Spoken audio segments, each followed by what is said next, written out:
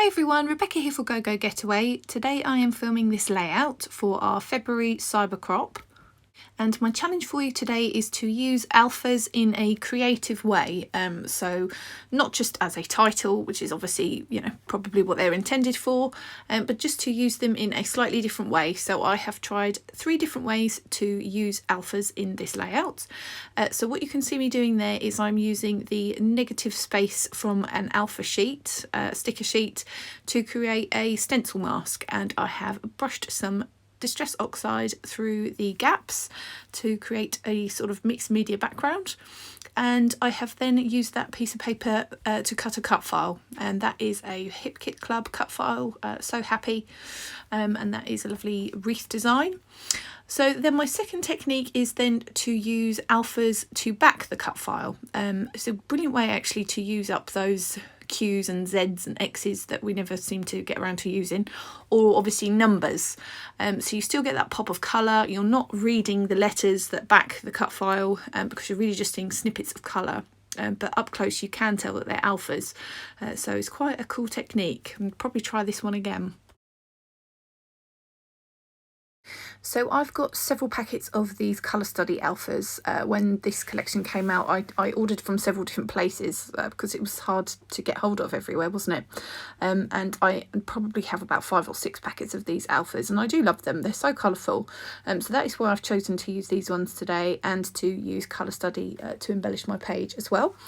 So there's no rhyme or reason where I'm putting the letters. I'm just trying to get a balance of colour across the cut file, to have a nice spread of the colour across the page. So as you can see, I've then backed that with a little bit of 3D foam just so that the alphas don't sort of distort the page.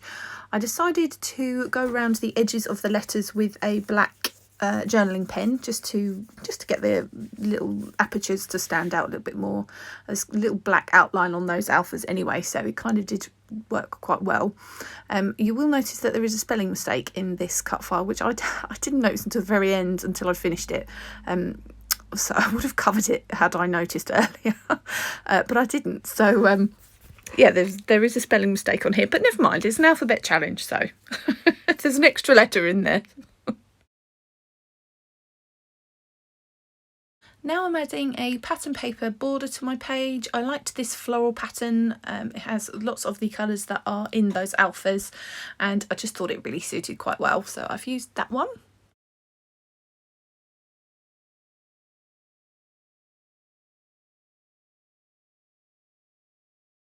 So my third technique using alphas is to create a decorative cluster using only alphas, in the same way that you would use floral pieces or ephemera or images in a cluster.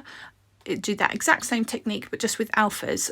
So I've picked out bits and pieces from my stash. I've got some larger wooden alphas, and I've got some perspectives and some alpha stickers and thickers, and I'm just going to create a decorative little cluster with alphas. It's not supposed to say anything or mean anything or read anything. It's not my title, it's literally just decorative.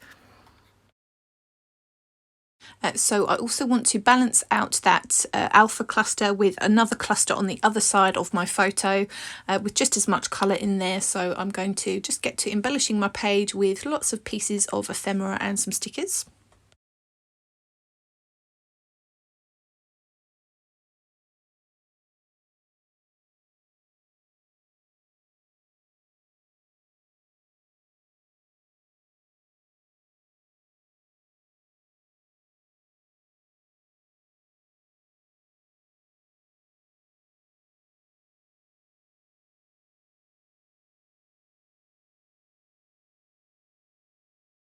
So while I'm going through and embellishing and building up my page, what I found worked really well with this alpha cluster was to have lots of different shapes of letters, lots of different sizes of letters, different fonts, different colours. I've got different finishes in there because I've used a perspective letter as well, and just some different patterns. I've got a polka dot pattern alpha in there, and those large wooden ones are sort of they've got a watercolor effect across them. So yeah, everything is slightly different from each other, and it works really well because they're just quite sort of contrasting when they're in a cluster like that.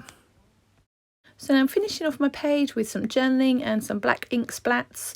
I wish that I hadn't used the black ink. I'm not sure if my ink might be gone off, but it kind of looks brown and it seems to leak a oily halo around my ink splats, but there it is. Anyway, it's on there and the page is finished, and I do love how this came out.